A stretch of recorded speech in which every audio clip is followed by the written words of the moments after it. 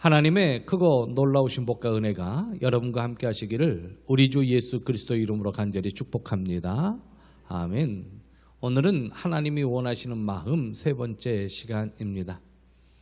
오늘 본문을 보면 한 마음, 일치된 마음을 말씀하고 있고 이 일치된 마음이 바로 겸손한 마음, 즉 우리 주 예수 그리스도의 마음이시다라는 본문의 말씀을 기준으로 하여서 하나님께서 원하시는 마음이 무엇일까 묵상하던 중에 찾고 찾다 보니 10개가 넘어 20개 가까이가 되는데 더 넘게 되는데 이제 더 이상 말씀을 이어갈 수가 없고 오늘 지난 시간에 첫 번째, 두 번째 시간에 5개씩 소개하였기에 오늘도 5개 하나님이 원하시는 마음 소개하고 15번째로 말씀을 마치겠습니다. 마음은 인격의 중심으로 말이나 행동, 생각 등이 흘러나오는 근원입니다. 마음이 삐뚤어지면 인격이 삐뚤어지고 행동과 생각이나 말이 다 삐뚤어집니다. 그러므로 마음가짐이 얼마나 중요하느냐라는 것이지요. 그래서 하나님께서 원하시는 마음을 품는 자들은 하나님께서 원하시는 말을 할 수가 있습니다. 하나님께서 원하시는 행동도 할 수가 있고 하나님이 원하시는 생각을 할 수가 있습니다. 하나님이 원하시는 마음을 갖지 아니하는 사람은 하나님을 기쁘시게 할 수 없습니다. 그러므로 우리는 하나님이 원하시는 마음이 무엇일까 묵상하면서 부족한 것은 채우고 연약한 것은 강하게 하면서 더욱 하나님이 원하시는 마음을 품을 수 있도록 우리가 힘써 애써 남은 신앙생활을 하여야 할 것입니다. 지난 시간 두 번째 걸쳐서 10가지 하나님이 원하시는 마음을 소개해 드렸는데 첫 번째가 상한 마음입니다. 저와 여러분들의 상한 마음을 하나님께서는 원하십니다. 찢긴 마음을 원하십니다. 애통하는 마음을 원하시며 하나님 앞에 그 마음을 가지고 나와서 간구할 때에 하나님께서는 그 마음을 기뻐 받으시고 응답하시고 회복시켜 주시고 치유하여 주십니다. 두 번째로 하나님이 원하시는 마음은 겸손한 마음입니다. 겸손한 마음은 예수 그리스도께서 품으신 마음이고 다른 사람을 자기보다 낮게 여기는 그러한 마음입니다. 그리고 하나님께서 원하시는 마음은 죄를 품는 것이 아니고 죄를 멀리하는 마음입니다. 동에서 서가 먼 것처럼 죄를 멀리하고자 하는 마음, 그 마음을 하나님께서는 원하십니다. 그러나 하나님을 염두에 두지 아니하는 불신앙자들은 죄를 멀리하려 하지 않습니다. 자기의 유익을 위해서는 죄를 품습니다. 그리고 죄를 덮습니다. 죄를 가리웁니다. 그러면서 자신의 유익을 얻으려고 합니다. 그러나 하나님께서 원하시는 마음은 이 죄 자체를 멀리하려는 마음이 있습니다. 그리고 하나님께서 원하시는 마음은 사모하는 마음이 있습니다. 이 세상을 사모하는 것이 아니요 저 영적인 세계 또한 은혜의 세계를 사모하는 것입니다. 더욱 영적인 것을 사모하고 신령한 하늘의 것을 사모하고 이 땅에 없어질 것에 마음을 두는 것이 아니고 하나님 나라 천국 시민권을 갖는 천국 백성으로서 저 영적인 것을 사모하게 됩니다. 그리고 여러분과 같이 하나님께서 원하시는 마음은 주를 찾는 마음입니다. 주일날 예배드리고 싶다. 주일날 예배 장소에 가고 싶다. 주일날 함께 모여 예배하는 그곳에 나도 있고 싶다 하는 그 마음이 참으로 귀한 마음이고 홀로 있을 때도 사슴이 시냇물을 찾듯이 하나님을 찾고 주를 찾는 마음, 이 마음을 하나님께서는 원하십니다. 의심은 마치 바람에 밀려 요동치는 물결과 같습니다. 의심 없는 마음, 히브리의 믿음의 선진들을 보면 모두 다 믿음으로 나아갔습니다. 의심 없는 마음을 하나님께서는 기뻐하십니다. 그리고 가난한 마음입니다. 세상적으로 부한 것이 아니고 또한 영적으로 가난하여서 하나님 채워주십시오. 이 가난한 마음은 하나님이 채워주시지 아니하면 누릴 수 없는 마음입니다. 가난하오니 주님께서 채워주십시오 라는 가난한 마음, 긍휼히 여기는 마음, 긍휼히 여김을 받았기 때문에 긍휼히 여길 수가 있습니다. 하나님으로부터 긍휼, 불쌍히 여김을 받았고 그 크신 사랑을 받았기에 우리는 긍휼히 여길 수 있는 자가 된 것이지요. 그리고 청결한 마음, 이 청결한 마음은 짐승, 하나님 앞에 바치는 제물을 가리켜 칭한 말인데 이게 청결하냐, 흠이 없냐라는 그러한 마음입니다. 저와 여러분들도 흠이 없는 마음, 청결한 마음, 깨끗한 마음, 그러한 마음을 하나님께서는 원하십니다. 지난 시간 마지막으로 용서하는 마음입니다. 우리가 항상 주기도문, 주님께서 가르쳐 주신 기도문을 암송하고 있는데 우리가 우리 죄를 사하여 준 것 같이 우리가 용서해야 하는 것이지요. 그런데 그 그리스도인들이 세상 사람들보다 더 하지 못한다고 손가락질 받는 게 용서입니다. 세상 사람들은 밥 한번 먹자, 우리 한번 그냥 술 한잔 하자 하면서 오해도 풀리고 그 다음에 또한 마음에 응어리진 것도 풀리는데 기독교인들은 안 풀린다는 거예요. 그러나 다는 그렇지 않습니다. 용서의 마음이 있는 자들은 값없이 용서함을 베풀 수 있습니다. 용서는 큰 선물이지요.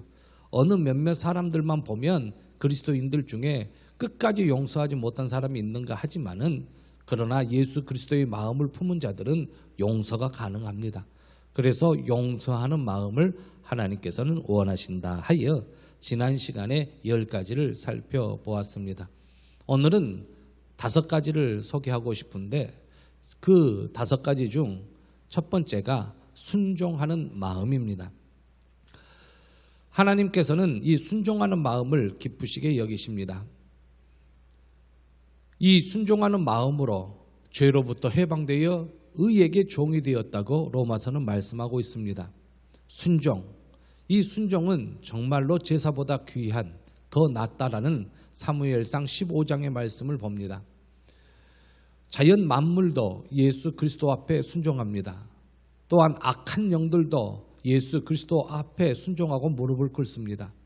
그러나 끝까지 순종하지 아니하는 자들이 있는데 그들은 복음을 거역했던 유대인들입니다. 이 유대인들은 예수님께 순종하려 하지 않습니다. 가만히 신앙생활을 하다 보면 순종하고자 하는 마음도 은혜입니다. 그리고 순종되어지는 것도 은혜입니다. 만약 끝까지 순종하지 아니하고 거역한다면 우리는 하나님 앞에 얼마나 큰 하나님의 진노를 받게 됩니까? 그러므로 순종하는 것이 은혜인데 유대인들은 끝까지 순종하지 않습니다. 복음을 받아들이려 하지 않고 진리의 말씀 앞에 엎드리지 않습니다. 끝까지 복음을 순종하지 아니하였기 때문에 그들은 버려진 자들이 되었던 것이지요. 여러분들 복음에 순종하여 그 복음을 마음속에 받아들이고 아멘하고 믿을 수 있다는 것은 은혜 중에 은혜입니다. 그리고 하나님의 말씀이라면 하나님 말씀 그 자체이기에 순종할 수밖에 없습니다. 우리가 아르바이트를 하더라도 아르바이트 주인이 이야기하면 순종하지요. 직장 상사가 이야기하면 순종하지요. 또한 어디에서든지 위에서 명령이 내려지면 순종하려고 합니다. 하나님의 명령에 불순종한다는 것은 하나님을 하나님으로 인정하지 않기 때문에 그렇습니다. 하나님을 하나님의 말씀으로 하나님의 말씀을 하나님의 말씀으로 인정한다면 순종할 수밖에 없지요. 복음에 대한 순종은 믿음입니다. 저와 여러분들이 복음에 대한 순종으로 예수님이 그리스도시다, 예수님이 주이시다 라는 것을 우리가 믿게 되는 그것이 바로 놀라운 은혜입니다. 이 순종으로 복음을 믿는 이 순종으로 말미암아 죄의 종에서 의의 종이 되었던 것을 우리는 봅니다. 아브라함은 순종하여 믿음의 조상이 되었습니다. 저와 여러분들도 자녀손들에게 하나님의 말씀에 순종하는 부모님이라는 걸 보여주어야 할 것이요, 세상 사람들에게 하나님의 말씀에 순종하는 그리스도인임을 보여주어야 합니다. 우리는 하나님의 말씀에 순종하여야 할 사람이요, 이 순종하는 마음을 하나님께서는 기뻐하십니다. 진리를 순종한다는 것은 하나님의 말씀이지요. 말씀을 열었을 때에 눈으로 보았습니다. 하나님께서 정확하게 기록하여 우리에게 보여주었습니다. 기록된 대로 그 말씀대로 순종하려고 하는 것, 그것이 은혜입니다. 말씀에 순종하지 아니하는 자들은 넘어지는 자입니다. 거치는 자입니다. 그들은 무슨 일을 할 때에 형통의 복을 받지 못합니다. 하나님의 말씀을 거스리면서 하나님께로부터 주어지는 복을 누린다라는 것은 이것은 앞뒤가 맞지 아니하는 말입니다. 그러므로 말씀에 순종하는 자들은 굳게 서 있지만 하나님의 말씀에 불순종하는 자들은 넘어지는 자들인 것이지요. 그러므로 하나님께서는 순종하는 마음을 기뻐하십니다. 하나님께 순종하는 것, 하나님의 말씀에 순종하는 것, 이 순종이 참으로 귀함을 우리는 성경을 통하여 확인을 합니다. 두 번째로 순전한 마음입니다. 이 순전하다, 순수하고 온전하다라는 마음이지요. 여러분들께서 금을 녹일 때에 99.9999% 이것은 순금이지요. 자, 향유도 순전한 나드, 이 나드라는 향유는 히말라야 산인데 참으로 귀한 향유입니다. 이 나드 한근, 이 귀한 나드, 이 순전한 나드 한근이라고 향유, 예수님의 발에 향유를 붓고 머리털로 그 발을 닦은 이 향유 사건. 성경의 향유 사건은 두 번 있습니다. 예수님의 공생의 초기 사건과 예수님의 공생의 말기 사건입니다. 초기 사건 때 향유를 부은 여인은 막달라 마리아로 추정하고 있으며, 이제 마지막 공생의 마지막 기간에 향유를 부은 사람은 나사로의 누이 마리아로 전해지고 있습니다.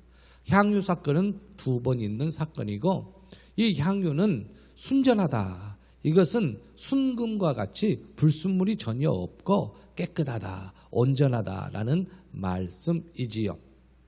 하나님의 말씀이 순전합니다. 오염이 없습니다. 오류가 없습니다. 1.1획도 하나님의 말씀은 버려지지 않습니다. 틀리지 않습니다. 하나님의 말씀은 순전합니다. 순수하고 온전합니다. 그러므로 하나님의 말씀을 의지하는 자들은 낭패를 당하지 않습니다. 그 말씀으로 오히려 보호함을 받습니다. 하나님의 말씀을 거스리고 하나님의 말씀을 버리며 자기 뜻대로 행하는 자들이 낭패를 당하지, 하나님의 말씀을 붙잡고 의지하는 자들은 오히려 하나님의 큰 보호하심을 받게 됩니다. 말씀대로 하니까 보호함을 받게 된다라는 것이지요. 우리는 하나님의 말씀에 순종하는 것이 얼마나 귀하다라는 것을 우리는 깨닫고 있습니다. 반대로 하나님의 말씀에 불순종하는 것이 얼마나 큰 죄임을 우리는 알아야 합니다. 그러므로 어떻게 하든지 하나님의 말씀에 순종하여야 하려 하는 그러한 순전한 마음이 있어야 합니다. 이 순전한 마음, 순수하고 깨끗한 마음, 온전한 마음. 자, 사도행전을 보면 성찬이 행해졌습니다. 초대 기독교회는 말씀 선포와 예수님이 그리스도다, 구약에 오실 그 메시아가 예수님이셨다, 그분이 바로 그리스도셨다, 사도들의 그 복음 증거와 함께 항상 행했던 것은 성찬이었습니다. 예수님께서 잡히시기 전에 떡을 떼고 잔을 돌리는 성찬이 예배 때 매주마다 함께 있었습니다. 이 예배 때 함께 이 성찬을 행하며 예배를 드리는 자들은 순전한 마음으로 그 성찬을 받았습니다. 맞다, 옳다, 그렇다. 이 떡은 예수님의 살이다. 이 잔은 예수님의 피다. 의심하지 않았습니다. 순전한 마음으로 성찬에 임하고 예배에 임한 것을 봅니다. 하나님은 순전한 사람을 버리지 아니하신다고 약속하셨습니다. 하나님께서는 이 순전한 사람들에게 힘을 주십니다. 붙잡아 주십니다. 그러나 순전치 못한 사람, 하나님 앞에 불순물이 가득하고 오염이 가득하고 죄악이 가득한 사람, 하나님께서 붙들어 주시지 않는다고 말씀하시지요. 순전하려고 노력하는 사람, 말씀으로 정결함을 얻기 위하여, 또한 회개함으로 또한 정결함을 얻기 위하여 하나님 앞에 항상 순전한 마음을 가지려고 노력하는 사람을 하나님께서는 버리지 아니하십니다. 우리 주님 다시 오실 때에 우리는 주님 앞에 다시 서게 되는데, 그 전에 우리는 신앙생활을 하면서 주변 사람들에게 나는 그리스도인이다, 우리는 그리스도인이다 라는 것을 보여주며 살아갑니다.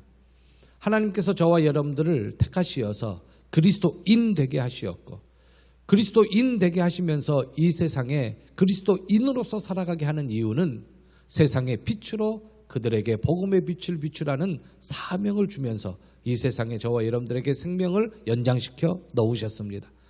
그러므로 저와 여러분들이 예수님을 그리스도로 영접하고 이제 그리스도인 되어 예수님과 연합한 생활을 살면서 하나님의 흠없는 자녀로 세상에서 그들 가운데 빛들로 나타내며 신앙생활을 해야 하는 것이 저와 여러분들의 사명이지요. 이게 바로 저와 여러분들의 순전한 모습입니다. 이제 13번째 모습은 자족하는 마음입니다. 이 자족이라는 것은 참으로 어렵습니다. 왜냐하면 저와 여러분들이 어렸을 때부터 배운 모든 지식과 교훈은 이 자족이 아닙니다. 욕심과 탐욕과 세상의 유익으로 가득 차여 있는 그러한 지식을 습득받아 오늘에 이르기까지 성장하였습니다. 그래서 학교를 가든 회사를 가든 유익을 강조하고 이익을 강조하고 순수익을 강조하고 항상 이익을 위해서 마음을 다합니다. 그런데 성경을 보면 자족하는 마음을 강조하는데 이게 세상의 가르침과 반하는 것입니다. 그래서 자족하는 마음으로 만족하고 살면 세상 사람들은 바보다 그렇습니다. 바보다. 저기 가면은 더 많이 버는데 여기에서 그것으로 만족하고 있느냐? 너는 바보 같다. 그렇게 이야기하는데 우리는 말씀을 붙잡고 자족하는 것입니다. 이 자족하는 마음은 만족할 줄 아는 마음입니다. 더 넓은 데 가면, 더 큰 데 가면, 도시에 가면 더 나을 것인데 라는 그러한 말을 자주 하고 듣습니다. 그런데 하나님께서 허락하셔야 모든 것이 가능한 것입니다. 하나님께서 허락한 장소가 독천입니다. 하나님께서 허락한 장소가 독천교회입니다. 이곳에서 만족함이 없고 불평불만이 있는 자들은 더 큰 걸 줘도 불평불만을 하게 됩니다. 그러므로 자족하는 마음, 바울은 이 자족하는 마음을 알았습니다. 북쪽으로 제2차 전도 여행 때 아시아 북쪽으로 가려고 했는데 하나님께서 그 길을 막으십니다. 그리고 유럽으로 길을 여십니다. 그것에 대하여 자족하였습니다. 유럽으로 길을 여시면서 얼마나 바울 사도가 어려움을 당했습니까? 그런데 자족하였습니다. 데살로니가에 가면 데살로니가에 보내신 하나님의 뜻을 발견하기를 힘썼고 베레아를 가면 베레아에 보내신 하나님의 뜻을 발견하기를 힘썼습니다. 아덴에 가도 마찬가지고 고린도에 가도 마찬가지였습니다. 하나님이 어디로 보내시든지 그 자리에 자기를 왜 보내셨는지를 찾는 하나님의 뜻을 찾는 바울 사도의 모습을 봅니다. 하나님의 뜻을 찾다 보니 자족하게 됩니다. 빌립보 성에서 복음을 전하다가 옥에 갇힘을 당합니다. 자족하는 마음이 없으면 밤에 찬송하고 기도가 나오지 않습니다. 자족하는 마음, 그 마음이 있는 것이지요. 그러므로 바울 사도는 고백합니다. 내가 궁핍함으로 말하는 것이 아니다. 어떠한 형편이든지 나는 자족하기를 배웠다. 스스로 만족하는, 현재 주신 은혜에 만족하는 것을 배웠다라는 것이지요. 이 자족하는 마음은 경건의 유익입니다. 그런데 자족하는 마음이 없으면 경건의 해가 됩니다. 하나님을 영화롭게 하는데 해가 됩니다. 이 자족하는 마음이 없는 사람은 불평불만이 앞서서 오히려 광야에서 이스라엘 백성들이 원망한 것처럼 모세를 원망하고 하나님을 원망합니다. 그러면 하나님의 뜻을 드러내지 못합니다.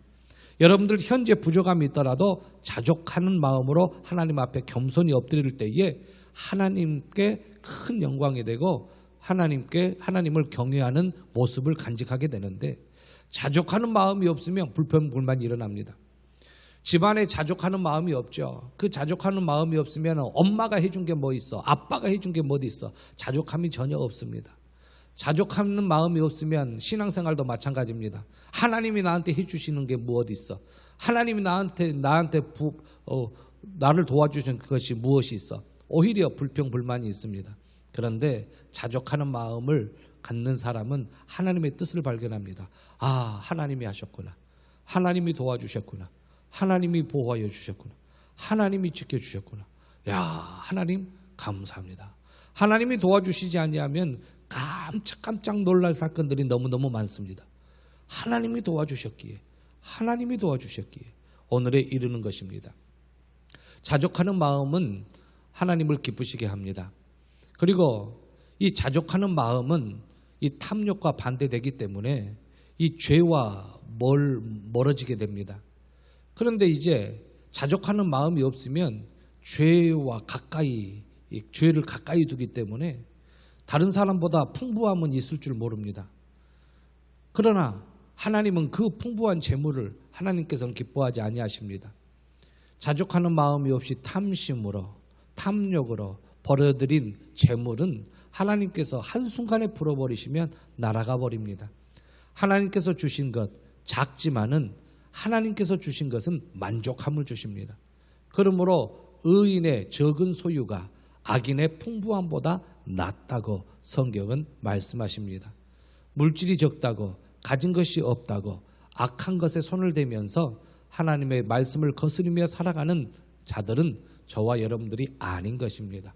오직 하나님께서 주신 은혜. 그러나 그렇다면 아무것도 안 주면 아무것도 못 누리지 않습니까? 아닙니다. 하나님께서는 저와 여러분들을 사랑하시기 때문에 필요한 대로 주십니다.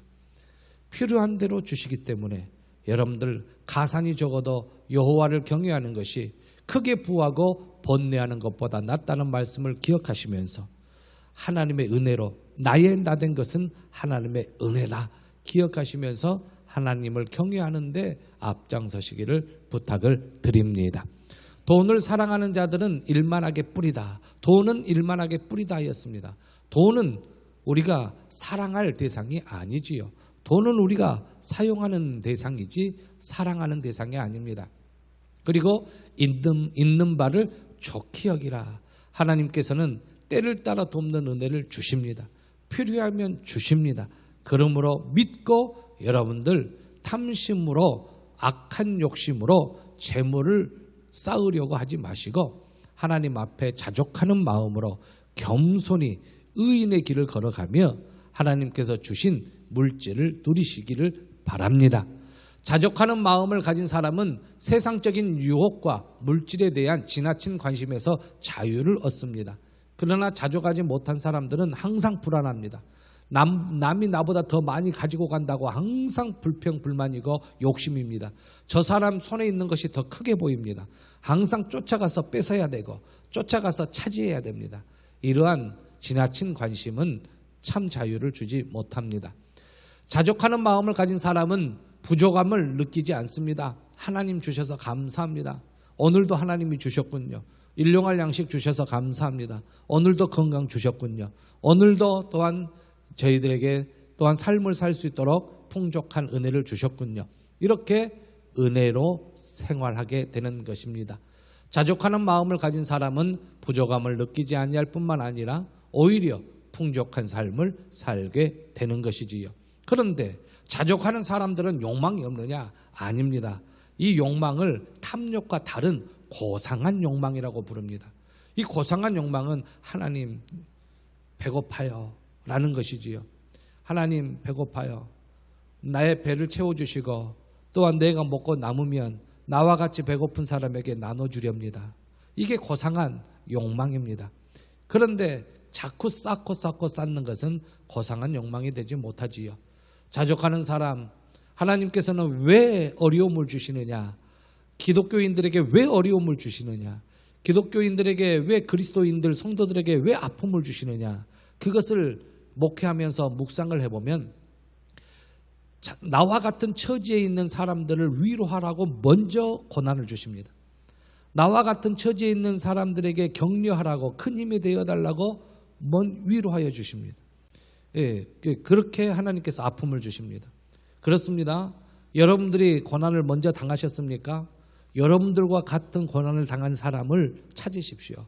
그리고 위로해 주십시오. 이게 하나님께서 저와 여러분들에게 고난을 주신 이유인 것이지요. 여러분들이 배고프셨습니까? 배고프시던 시절이 있으셨습니까?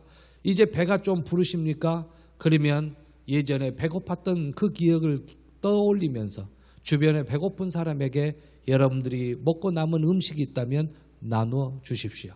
이게 자족하는 사람들이 가진 고상한 욕망입니다. 그러므로 빌립보 4장 11절에 보면 내가 궁핍함으로 말하는 것이 아니라 어떠한 형편이든지 나는 자족하기를 배웠다. 이것은 무엇이냐면 하나님께서 때를 따라 돕는 은혜를 주셨다라는 겁니다. 하나님께서 주십니다. 신비합니다. 꼭 있어야 되는데 있어야 될 때 주십니다. 때를 따라 돕는 은혜입니다. 넘치지도 않고 부족하지도 않는 딱 그만큼만 주십니다. 또 부족하면 간구하게 하시고 또 채워주시고 하나님의 은혜입니다.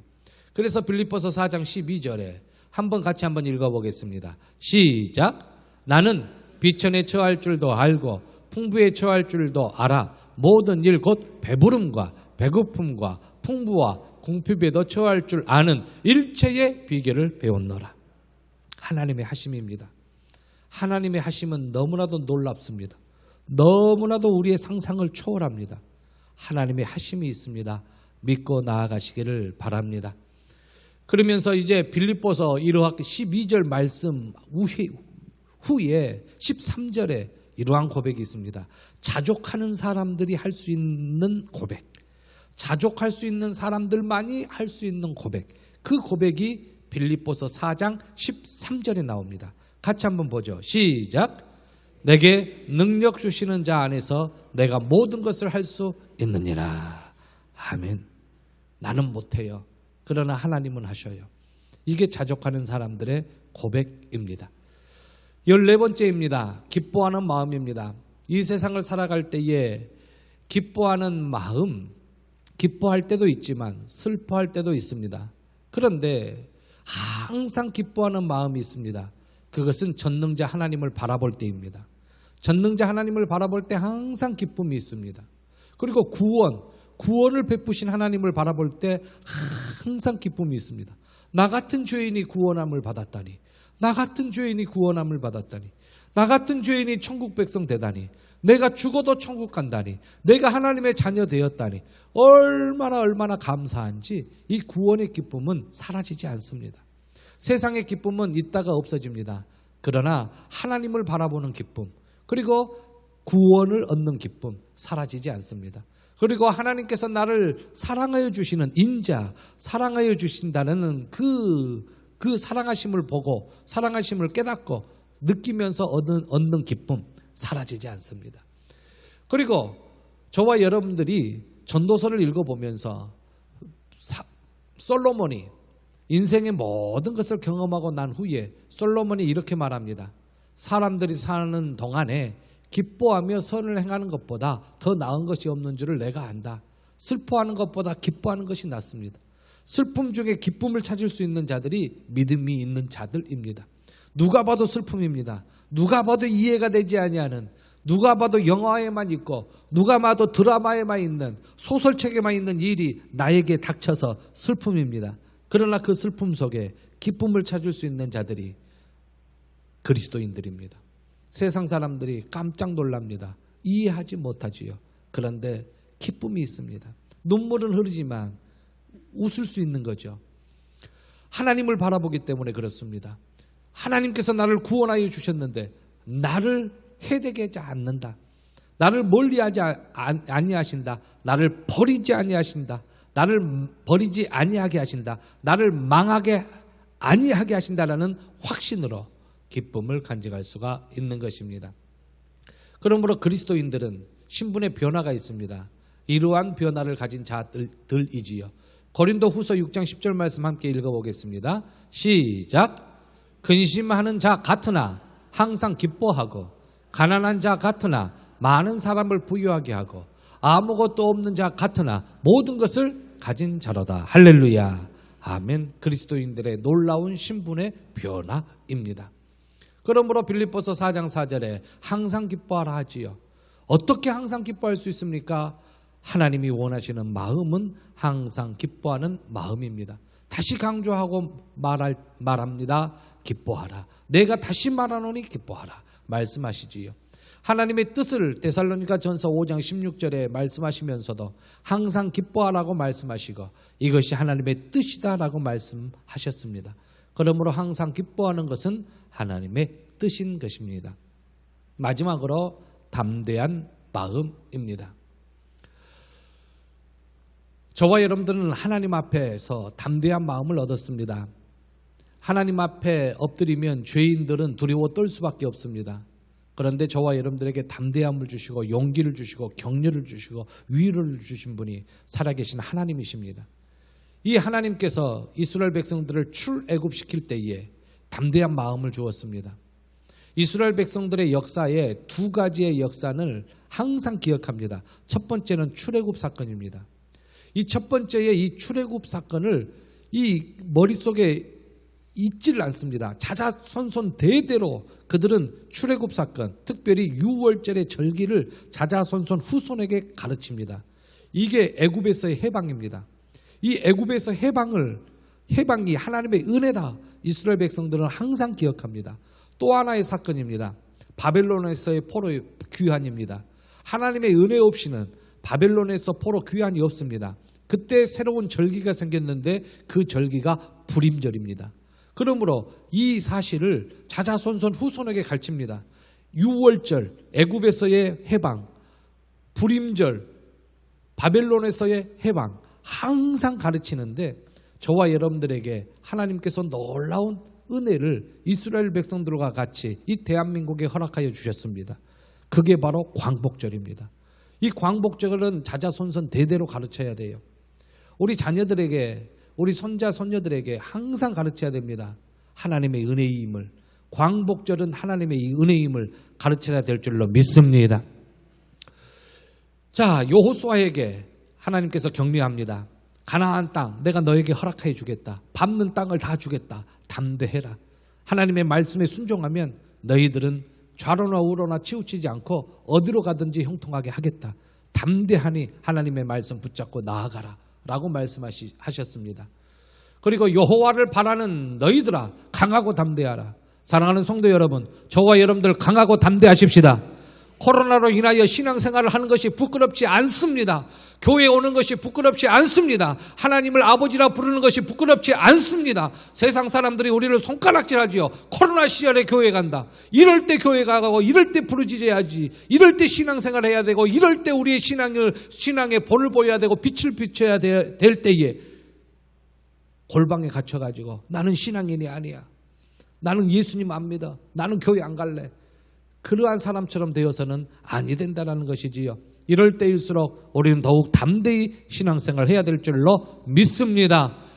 악인은 쫓아오는 자가 없어도 도망갑니다. 그러나 의인은 사자같이 담대합니다. 여러분, 코로나 바이러스를 한순간에 사라지게 하실 하나님의 능력을 믿으십니까? 믿으신다면 하나님 앞에 담대히 나와서 하나님 앞에 간구해야 되지 않겠습니까? 하나님 도와주십시오. 코로나19 바이러스를 사라지게 하옵소서. 한국교회가 이로 인하여 어려움을 당하고 있습니다. 공동체 모임이 어려움을 당하고 있고 모이는데 방해를 합니다. 예배 행위를 방해합니다. 여러분, 우리는 담대해야 합니다. 하나님 앞에 담대해야 합니다. 예수 그리스도께서 세상을 이기셨습니다. 믿음으로 승리해야 될 줄로 믿습니다. 같이 한번 읽어보겠습니다. 시작. 이것을 너희에게 이르는 것은 너희로 내 안에서 평안을 누리게 하려 함이라. 세상에서는 너희가 환난을 당하나 담대하라. 내가 세상을 이기었노라. 할렐루야. 아멘. 코로나19 바이러스 허락하신 하나님의 기쁘신 뜻이 있을 것입니다. 분명히 말세가 가까워진 이때에 쭉정이와 알곡을 구분합니다. 참 성도와 거짓 성도를 구분합니다. 여러분들은 정말로 담대히 하나님의 말씀을 외치십니까? 베드로와 요한이 사내들인 공회 앞에서 담대히 하나님의 말씀을 외쳤습니다. 너희들이 십자가에 잡아 죽인 그 예수가 그리스도다, 메시아다, 우리의 구원자다 라고 외쳤던 것을 우리는 봅니다. 담대히 하나님의 말씀을 전하기 위하여 그들은 기도했습니다. 하나님, 두려운 마음 사라지게 하옵소서. 하나님, 담대한 마음을 주시옵소서. 담대히 하나님의 말씀을 전하게 하옵소서. 성령의 역사로 기도하는 곳이 진동하며 성령의 충만함을 받아 담대히 하나님의 말씀을 전하였습니다. 저와 여러분들 어디서든지 나는 신앙인이여, 나는 그리스도인이여, 나는 하나님의 자녀여, 예수 그리스도를 구주로 믿는 자임을 고백하시면서 담대히 복음을 증거하는 저와 여러분들 되시기를 간절히 부탁을 드립니다. 그러면서 부족하고 연약하고 힘이 들고 두려움이 있다면 하나님 앞에 엎드리십시오. 담대히 하나님 앞에 나와 엎드리면 하나님의 뜻대로 무엇을 구하면 다 들어주신다는 그 말씀 의지하여 저와 여러분들의 부르짖는 기도 소리를 들으시는 하나님이신 줄로 믿습니다. 이상으로 15가지의 말씀을 마쳤습니다. 하나님께서 원하시는 마음, 시간이 지났으니까 조금 빨리 한번 읽어보겠습니다. 첫 번째는요, 두 번째는요, 세 번째는요, 네 번째는요, 다섯 번째는요, 여섯 번째는요, 일곱 번째는요, 여덟 번째는요, 아홉 번째는요, 열 번째는요, 11번째는요, 12번째는요, 13번째는요, 14번째는요, 15번째는요, 담대한 마음입니다. 우리 모두 다 같이 일어서셔서 말세지만을 살아가는 저와 여러분들, 하나님께서 원하시는 마음을 품고 신앙생활을 아름답게 할 수 있도록 기도해 주시고, 영육간에 연약한 성도님들 위하여 기도해 주시되, 특별히 진용만 성도님 또한 투석 중에 있습니다. 위하여 기도해 주시고, 가정의 요양원에 병원에 있는 성도님들 위하여 기도해 주시며, 8.15 광복절 허락하여 주신 하나님 앞에 감사드리며 연합예배를 위해서도 함께 기도해 주십시오. 다 같이 주여 한번 해주시며 통성으로 기도합니다. 주여, 은혜와 사랑에 풍성하신 아버지 하나님, 진심으로 감사합니다. 8.15 광복절을 맞이하여서 아버지 하나님 광복을 허락해 주신 하나님의 은혜에 감사하며, 아버지 하나님 저희들 갚을 수 없는 하나님의 은혜에 감사 찬송할 수 있도록 하심에 진심으로 감사합니다. 아버지 하나님, 저희들 구원받는 백성으로서 하나님께서 원하시는 마음을 품고 담대하게 신앙생활을 하게 도와주시옵소서. 아버지 하나님, 오로지 하나님을 두려워하고 사람을 두려워하지 않도록 도와주시고, 오직 하나님을 두려워할 자를 두려워하는 저희들 되게 도와주옵시며, 담대히 하나님의 말씀을 증거하는 심령들 되게 도와주시옵시고, 하나님께서 원하시는 15가지의 마음을 품으며 하나님이여 자족하는 마음, 아버지 하나님 기뻐하는 마음, 아버지 하나님 또한 마음속에 아버지 하나님이여 순전한 마음, 순종하는 마음, 담대한 마음 갖게 도와주시옵소서. 사랑에 풍성하신 아버지 하나님, 신용만 집사님 건강을 붙잡으시며 아버지가 반가운 모습으로 다시 뵐 수 있도록 성령께서 역사하시며 치유해 주시고 회복시켜 주옵시고, 아버지 하나님 함께하여 주옵소서. 박양근 권사님을 비롯하여 연로하신 성도님들 기억하시고 남은 생애가 복되며 아버지 하나님 병상 위에 복을 더하시며 마음의 평강을 더하시고, 아버지 하나님 기도대로 응답하여 주시옵소서. 요양원에 계시는 연로하신 성도님들 맑은 정신 주시옵시고 남은 생애가 복되게 하여 주시기를 원합니다. 아버지 하나님 진심으로 감사합니다. 아버지 하나님 8.15 광복절 연합예배 위에 함께하여 주시고, 저희들이 진정으로 하나님 앞에 감사하며 연합하며 예배하는 저희들 되게 도와주시옵소서. 아버지 하나님께서 원하시는 마음을 품고 남은 생애 동안 신앙생활을 하며 담대히 하나님을 기쁘시게 하는 저희들 될 수 있도록 주여 돌보아 주시옵소서. 감사하오며 우리 주 예수 그리스도의 이름으로 간절히 기도하옵나이다.